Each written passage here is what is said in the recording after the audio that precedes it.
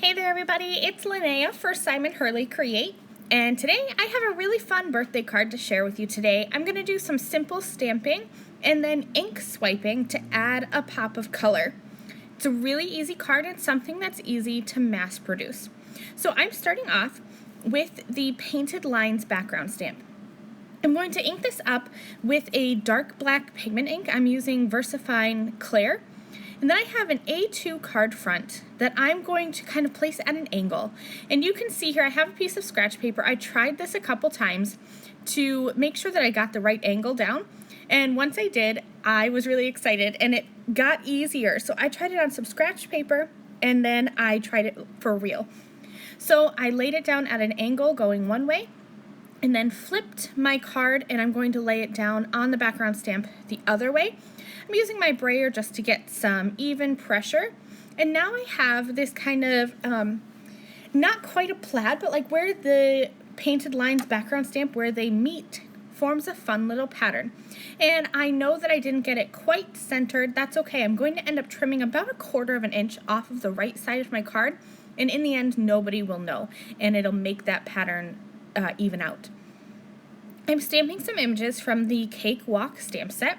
It's my mom's birthday, and she likes bears, and she likes purple. So I'm going to create a little purple cupcake, and this cute little arty bear is going to be holding the cupcake. So my Copic markers, I'm going to come in and make a white icing.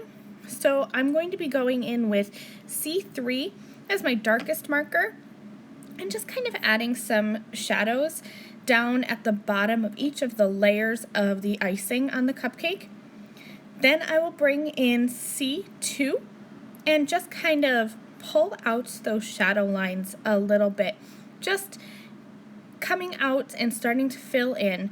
And then I'll come in with C1 and pull out those shadows a little bit more, filling in even more.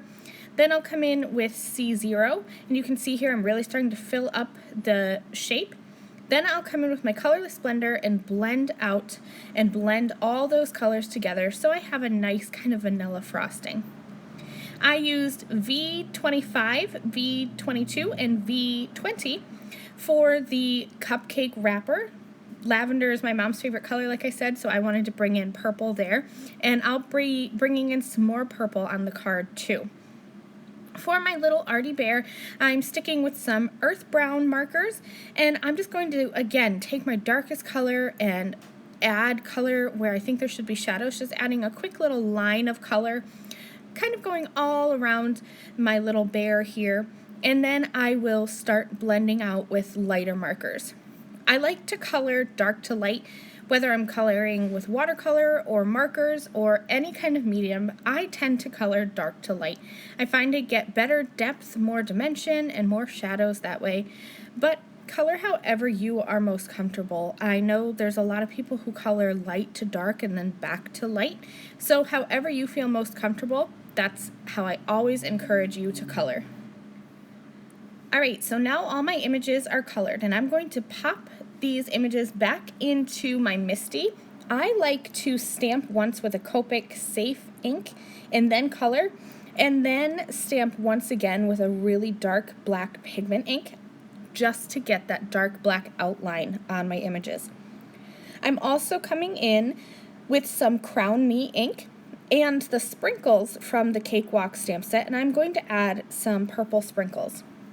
I started to put my card together and I realized it was lacking some color. So I'm just going to grab my ink pads and just kind of swipe them right down in between the lines of that Painted Lines background stamp.